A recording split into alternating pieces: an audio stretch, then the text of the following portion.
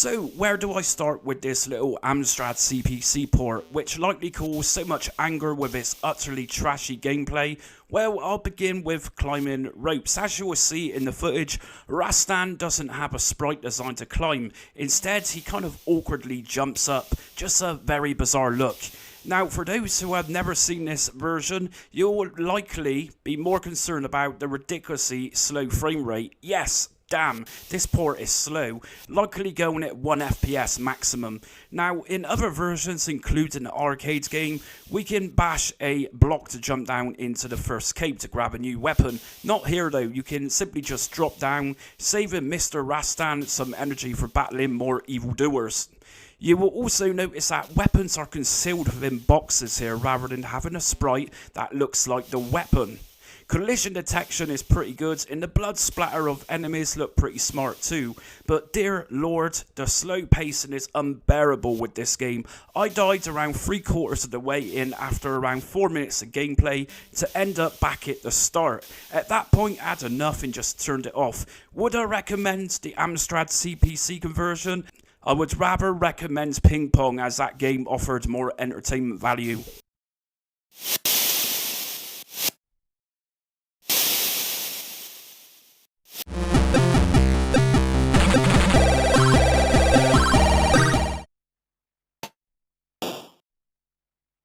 The slowest performing version definitely goes to the Amstrad CPC port. A real shame because the colour palette is really nice and even the sprites are fairly good to look at too. No music but just sound effects, which is okay given the memory constraints of an 8-bit microcomputer. Now, I did think the game was slow, but when a Bobo crashed out from the wall midway through the first mission, the game got even slower where it almost became unplayable and I just gave up. Of course, of this day and age, CPUs can be sped up to make things a little bit better, but the whole purpose of this video is to show you as accurate as possible to how these titles played at the time of release. I think kids of today, when complaining about only running at 60 FPS, should seriously consider watching this game running at a staggering, probably 1.5 FPS at best. Avoid the CPC version of Double Dragon, this is very bad.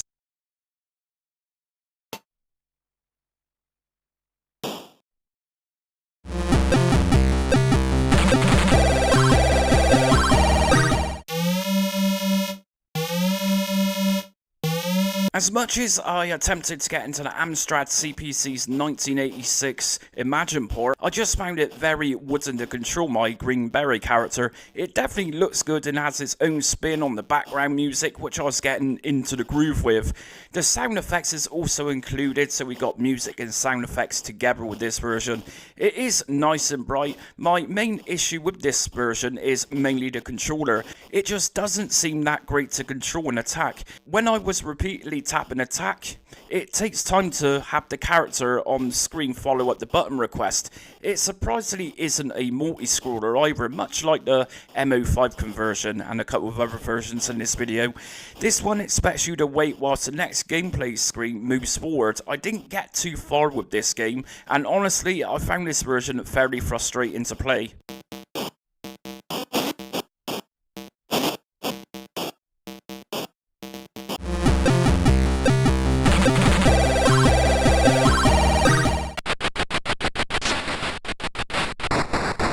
Perhaps the slowest version or least fluid in terms of scrolling goes to the Amstrad's 1988 US Gold release. Granted, provided you had a colour Amstrad monitor back in the day and not a green monochrome monitor, you would have been likely chuffed with how this looks visually. It's very colourful and the 3D look of scenery looks pretty good here too. But really that's where I draw the line here. This is a ridiculously choppy and laggy game by Tiratex who developed it. They should have had enough knowledge at this point of not having too much happen on screen simultaneously, otherwise frame drops would happen, and happen it did with this Thunderblades conversion. The gunship controls fairly well and really it looks superb, but the frame drops virtually make it unplayable where it gets so severely choppy. Pretty much from the moment you begin playing this happens.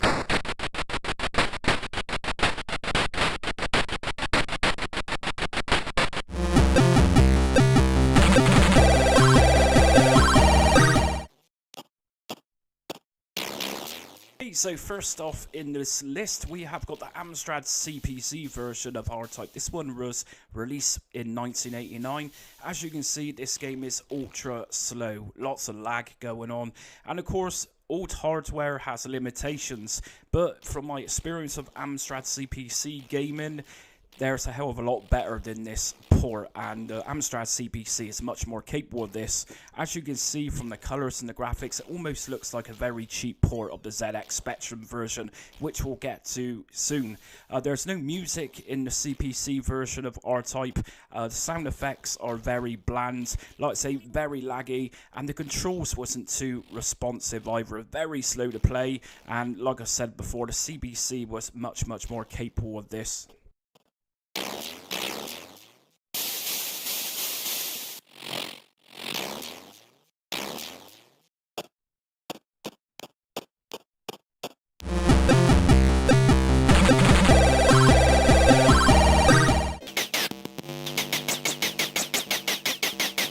The first thing that struck me with this Amstrad CPC conversion was obviously the size of the gameplay area. That sometimes isn't an issue for some games, but then it comes to everything else which is wrong with the Amstrad's 1988 Ace conversion. Firstly then, of the nice touches of destroying aliens and worms in the game, is that little explosion effect that happens when shooting them down. No effect at all with CPC's port. They will literally just disappear, almost like they've been sucked into the vacuum of space. Secondly, the alien worms reminded me of the crisp Wotsits. Thirdly, the very bad scrolling is difficult to judge when moving in any direction. This is something we'll see more of in this video's various ports. This version isn't very nice to control either. It does suffer from frame drops, and finally, the colours used are really bad. Remember the Wotsit analogy I just made? Well, the worms are even coloured orange, as so are other things. A very odd choice of colours used in the CPC version here.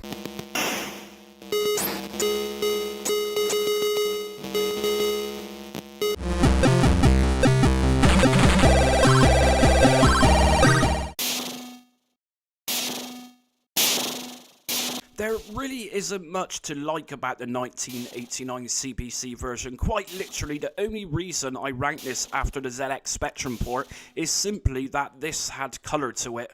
It seems too difficult for its own good, just like the Spectrum version did. But surprisingly, if you can get past how the Spectrum version looks, then stick with that port. No music with Amstrad CPC's conversion, just some bleak sound effects. Talking about colour, the actual colours used in this game just look nasty in my opinion. Although the entrance seems a minuscule little better than Spectrum's, it's just not enough to say the entrance sequence is anything special at all. It would have taken the coder a few seconds just to type in AD 2048 to give it that arcade feel. Sadly, many of these ports missed it. To you it might seem sad, but to me it really sets the scene collision wise, and controller is much like Spectrum's version 2. I think one of the ugliest parts of that Amstrad game is that when killing enemies they explode into a horrible shade of orangey brown. Typical colours for the 1970s, but let's face it, this game came out in 1989.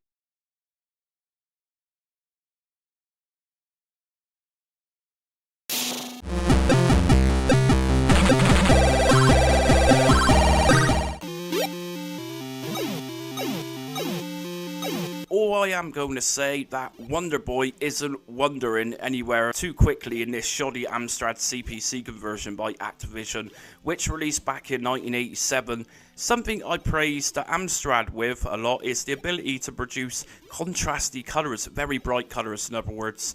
Now you might have thought that given the source material is a fairly bright game, that Amstrad could pull this off, but no, this version has very dull colours and looks kind of depressing. The game is frankly boring to play with its terrible frame rate. Even when I hopped onto skateboards to pick up some speed, I hoped it would. No, it didn't, and I actually thought that what was the point in adding a skateboard if Wonder Boy travels at the same pace? 8-bit chip music sounds average and also includes sound effects, but there are times when extra music should have been added. For example, when smashing an egg for the invincibility fairy, no music here for that. And going back to the poor frame rates, sprites flicker really badly too with this port.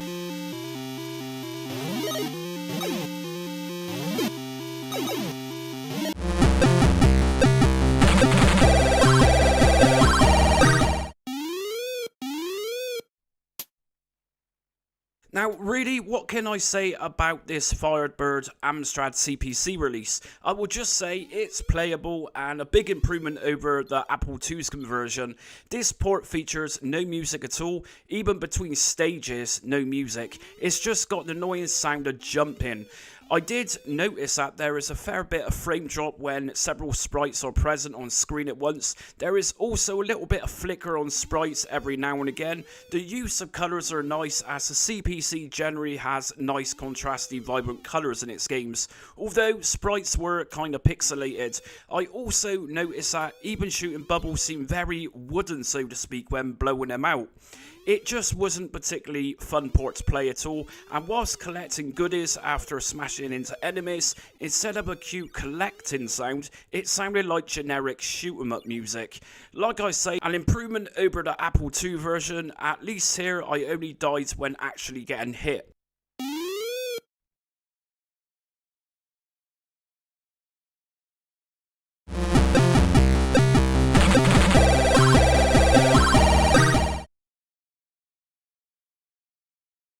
Next up, we have got the 1987 release on the Amstrad CPC. This version was almost close to being the worst in this list. The only reason it wasn't is because it had a few more colours than the Spectrum port. This port was just as slow, boring, no music at all, but some dull breaking sound effects, which just didn't cut it. The perception of speed was pretty much off as well. It actually didn't feel like you was moving at all at some point. If I didn't know a little better, I'd say this was a direct port of the Spectrum version with a few extra added colours to it. There was no major introduction, that iconic introduction with the flag and the people. Again, I truly feel sorry for the kids who had this once.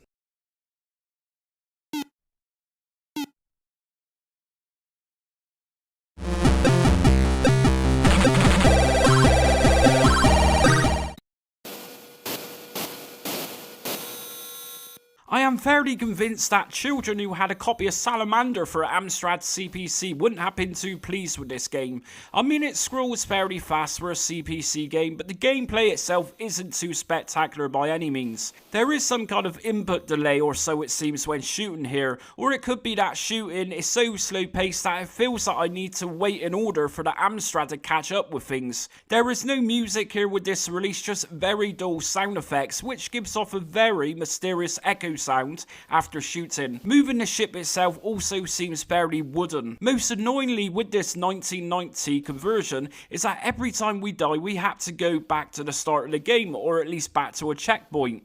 And of course, this was one of the great features with the arcade game. The checkpoint system wasn't a thing, and we continued from where we just died. This just takes away a massive portion of what this version is attempting to port across.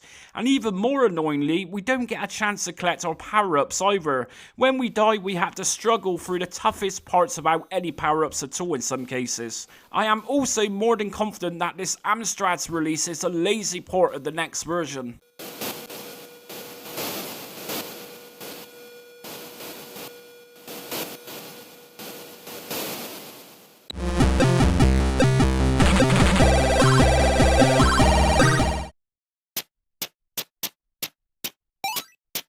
The Amstrad CPC's 1991 Activision release is kind of a playable to an extent, or rather more playable than the Spec's version.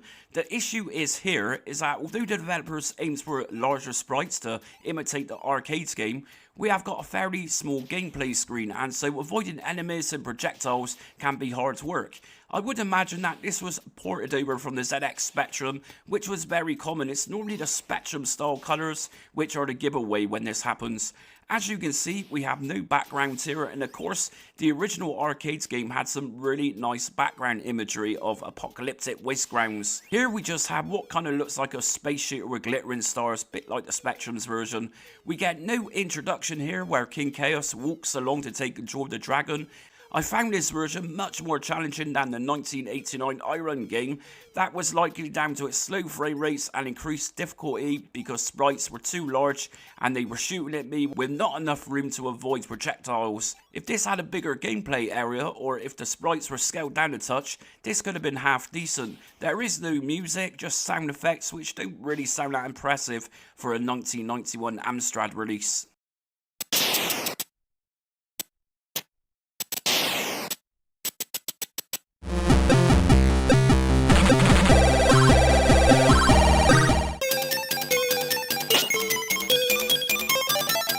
start today's video by taking a look at Amstrad CPC's conversion. Ocean published this monstrosity in 1990. On first glance it looks fine. I kind of have become accustomed to the smaller gameplay areas with Amstrad games during this series.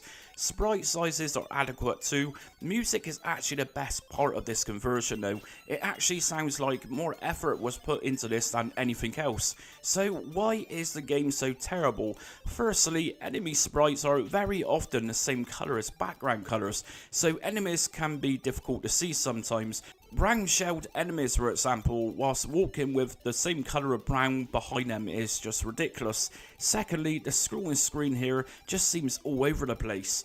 It just doesn't really centralise anything when you're playing a game, and seeing enemies below you often leads us to our death whilst blind jumping. There is no funky animated introduction with this version here.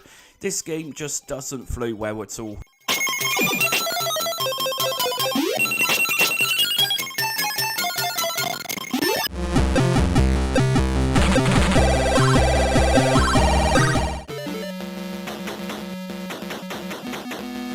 You might look at the major frame drops in this Amstrad CPC release and think it looks fairly unplayable, but compared to a Commodore 64's version, this is actually much better. At least here we don't have a scrolling screen which has a mind of its own. It's very obvious that this version is a coloured version of the Spectrum's game, although the ZX Spectrum's version scrolled better. The nice part of this Amstrad release is opening introduction screens. It's all very nicely drawn out here and it looks good in colour too. It's not perfect at all though, but resembles the arcades game much better than the previous two games in this video.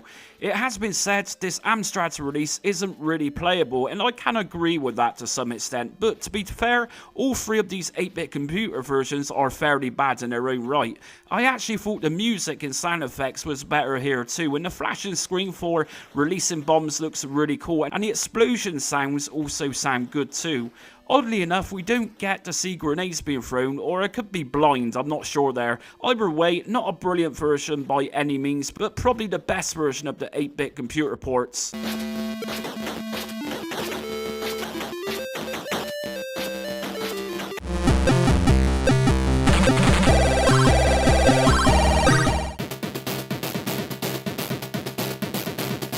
Well, at least the music for the Amstrad CPC release was pretty good. This extremely terrible conversion was published by Narc in 1991. I mean, it's kind of okay for a tech demo of some kind, but as a game, it's not really a game. A game is supposedly designed for entertainment and fun. The frustrating thing with this game is the immense delay in controlling your fighter, as well as a major delay in attacking. Regardless, even when punching and kicking other fighters, it sometimes works and other times doesn't seem to register at all that a hit collision has actually occurred.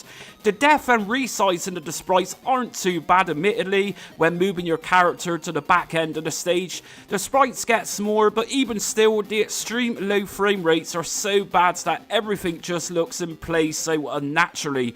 Almost like Narc treated CPC fans to a soundtrack where at least they had something good to show for their money spent. I mean, really, an advanced arcades game that was made popular for its digitized sprites alone was never going to translate well to an Amstrad computer. Personally, I think this could have worked much better if this version of the game was a complete 2D affair whilst maintaining the same characters and levels. Sure, it wouldn't have given people the whole arcades look, but at least it could have been playable and fun to play.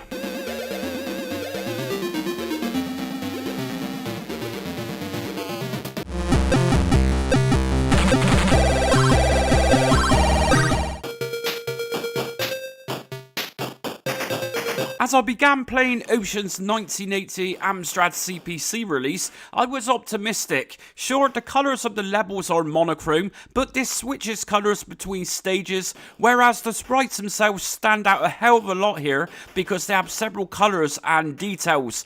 It seems that Ocean put some effort into the sprites for this version.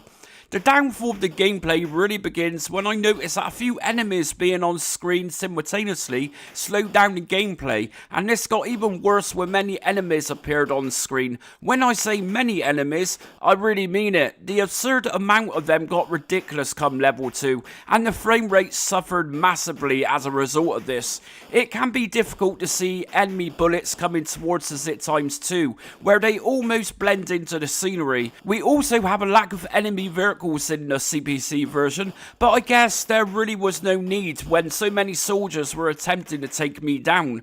We have no music, but rather the sound of gunfire, which honestly sounds more like a cap gun being shot rather than rifles or machine guns. When we manage to destroy everything in each level, we don't see our commando running off into the distance with that victory sound. Instead, he just moves to the right hand side. You'll also notice that when dying, instead of the player instantly respawning there and then, we actually get a very quick black screen. Really, like I said, I really wanted to like this version, but there was just too much wrong with it to actually say it was enjoyable.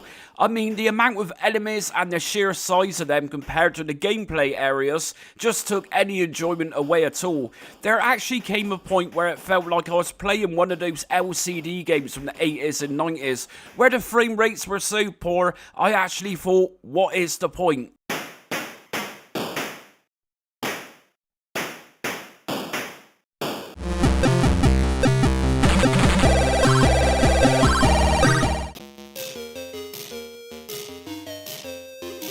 Virgin published the Amstrad CPC's version of the Ninja Warriors and released it in 1989. It has been coded using the Amstrad CPC 0 mode, which has given us the fairly bright colours and finer detail. Now, notably, the game is presented in an attempted widescreen ratio, which actually looks fairly good here. I will note that the introduction music of the arcade game sounds pretty good on the CPC too. The gameplay itself isn't that great. It is sluggish as the screen scrolls to the right, and did notice fairly bad slowdowns whilst too much was happening all at once on the screen. We do have the option to play this version with 2 people like most other versions here, although I didn't attempt this as I didn't want to crash the game. Now, most disappointingly is that we have no option for in-game music at all with this release. We have fairly average sound effects which are quite mediocre. I did notice something though that the arcade game didn't have so much of in stage 1, and that was soldier after soldier launching grenades at you every few seconds. Another thing to note with the Amstrad's version is that whenever we're being attacked, we don't actually see the robot become invisible and just remains as a human form. It is also slightly sluggish to control and doesn't appear to let the player attack whilst jumping here. And it goes without saying we also have no voice synth with this version either.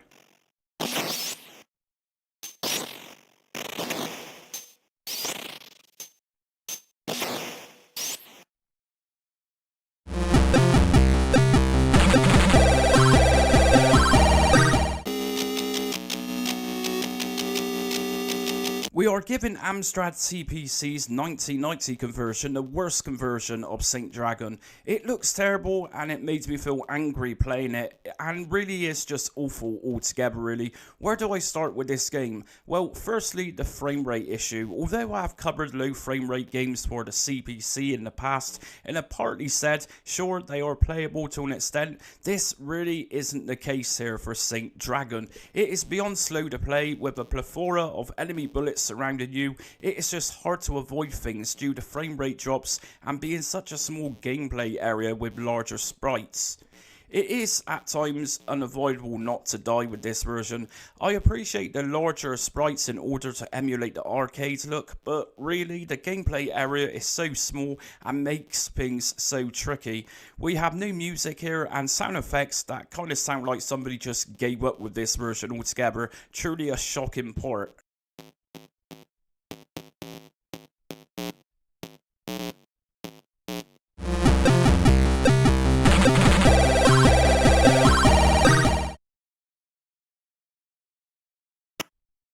Not much of an upgrade so far, but we'll just say at least this Amstrad CPC conversion has colour compared with the Spectrums.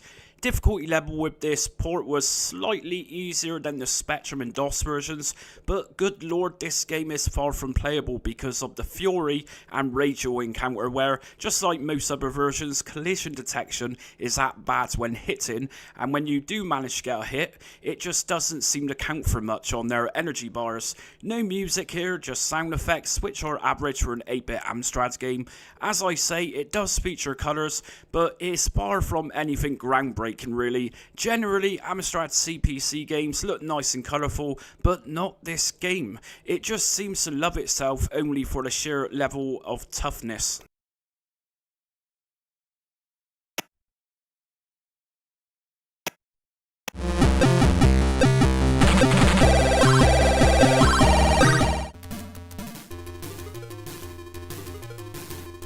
For kids loading the Amstrad CPC's conversion back in 1990, you likely would have enjoyed the opening presentation and fairly decent 8-bit music for the game. Sadly, most people playing the game for the Amstrad CPC at the time likely would have presumed that loading went wrong when there was no in-game sound. If this annoyed you more, then the blocky sprites likely would have calmed you down, and that very slow-paced scrolling action too. As I was playing this version, I actually thought better than the fire a missile, as a poor thing was struggling enough as it was, and I simply didn't want to overload things even further. Some people might moan about Amstrad CPC games getting the worst conversions. I'd say look at it for what it is and not out of nostalgia. This really is a terrible conversion of Narc. It's not entertaining, it's slow, depressing, and overly really bad to control.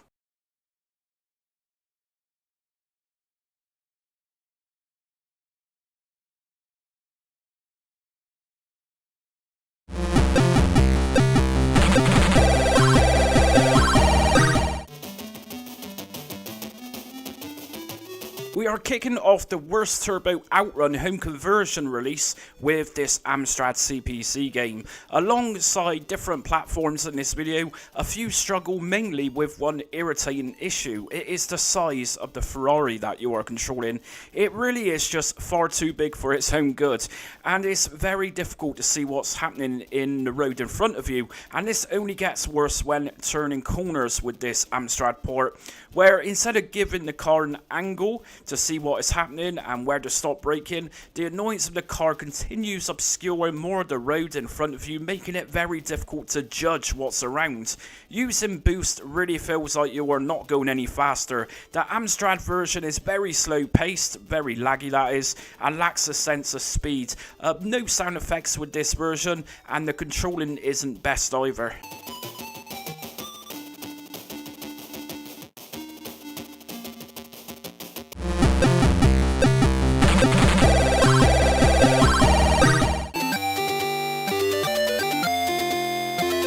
Quite possibly one of the slowest Amstrad CPC shoot-em-ups I've ever played. We have to admit, the game looks really nice here for an 8-bit computer using its Mode 0 colours, but that is where it stops.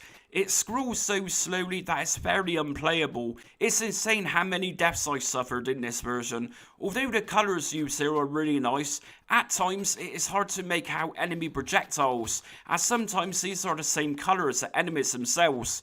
The extreme slow frame rates here make this game so difficult, as controlling the gunship is also sluggish, and it seems some projectiles travel fairly fast compared with everything else, and avoiding them with this slow speed can be a nightmare. We have no music here, but we do have rudimentary sound effects, Amstrad CPC style that is. It is presented in that vertical centralized look, even though we have a couple of side borders on the left and right which was added to this release. The game slows down even more when too much is happening on screen in any one time. I'll say it before and I'll say it again, all it took was to cut back on a few things, and it's likely this would have ran much smoother than it actually did. The only part of this game which seemed to run fast was the waterfall part of the first stage, where nothing was happening on screen.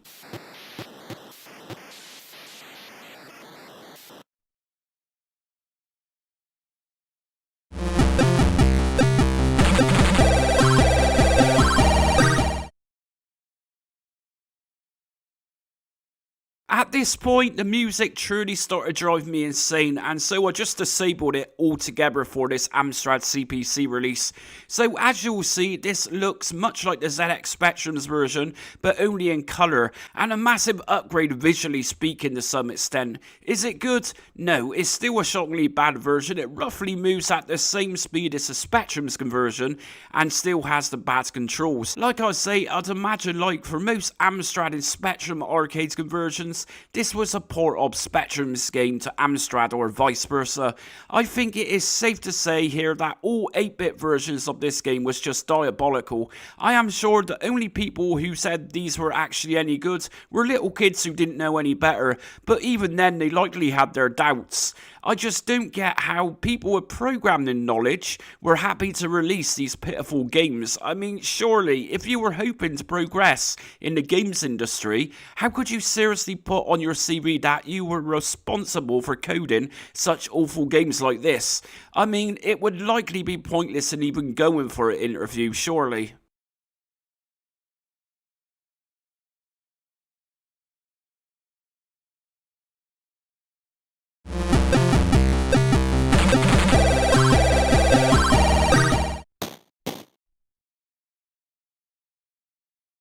We all play games for fun, or that's how it should be. They are part of the entertainment industry. Then we have the Amstrad CPC conversion. This game is not fun for many reasons. Firstly, it doesn't scroll, and so when we move to the right hand side, you could potentially have a few baddies waiting for you. And once they punch you, you will pause with no other option than to wait for them to punch you so many times that you die. Collision detection isn't as horrific as the C64 port, and there was at least some thought at some point put into this, at least where colours and sprites were concerned. A massive improvement over the shoddy C64 conversion, but that's not very hard. A nice addition to this conversion is objects will explode when positioning baddies behind objects or in front of objects and kicking them into those objects. Like I say, there has at least been a little bit of thought put into this conversion. The real big issue with the Amstrad CPC conversion, besides a couple of other things, is that sprites will move like bats out of hell.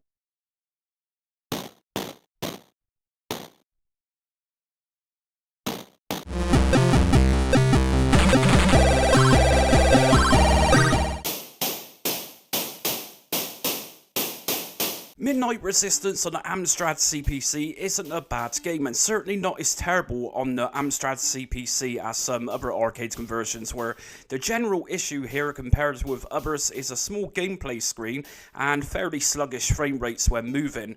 Surprisingly, the coders have almost used a monochrome look, which is a shame considering the Amstrad could pull off some really nice colours compared with other 8-bit microcomputers of this era. The layout of this version is very slightly different from the arcade game, but not so different that it stands out majorly. There is no music here, but just sound effects. I particularly like the sounds of explosions with this version. Controller wise, it controls really well, and moving the gun around in different directions is done really nicely too. Just a real shame about those low frame rates from time to time. This can make the game a little difficult to play, to be honest.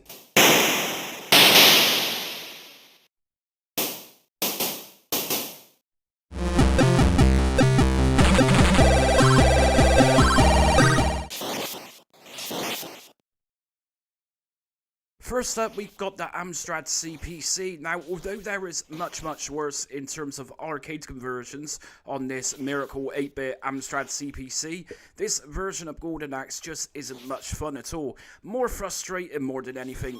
Firstly, sprites are way too fast and collision detection is very much off, where it is so difficult to attack enemies. They seem to get the better of you most of the time rather than you getting the better of them. In typical CPC fashion, we get those nice vibrant contrasty colours, but for Golden Axe it is just a little far too bright. Each character is playable, just like most of the other computer ports in this list. To jump requires pressing up on D-pad and very quickly pressing the action button.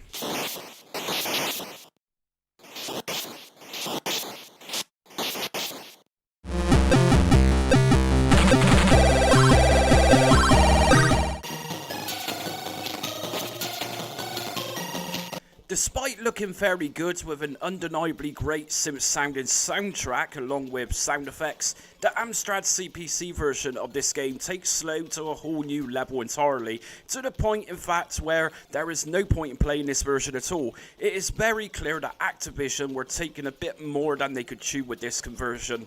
Either that or just like many arcade conversions, this was a product of being rushed out too early. Scrolling is horrendous, gameplay is horrendous. In fact, let's just forget this whenever it existed and move on.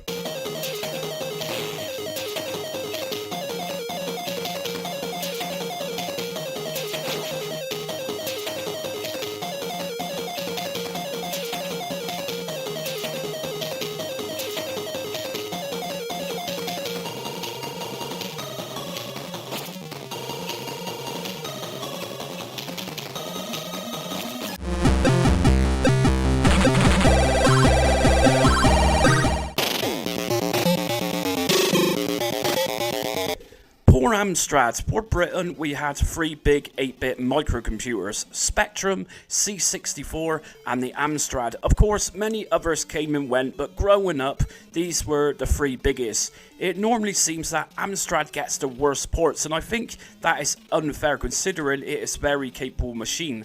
This is the case with the 1986 Elite release of Ghosts and Goblins. Firstly, the music seems to be a remix of some kind that kind of makes you feel like you are in some hardcore rave. I wasn't sure to play the game or invite friends around to do some happy hardcore party. Anyways, the game itself isn't the best. Certainly it resembles the source material, but almost with its own ideas. For example, the gargoyle appears after you cross the moving block to cross to the forest. And the worst thing of this is that, just like the Commodore 16 version, you don't have an armor to protect you. One hit and you are dead, it's that simple. For Amstrad fans, in the last few years, we have been blessed by a GX4000 remake, as well as a 6128 Plus remake. Look them up on Google.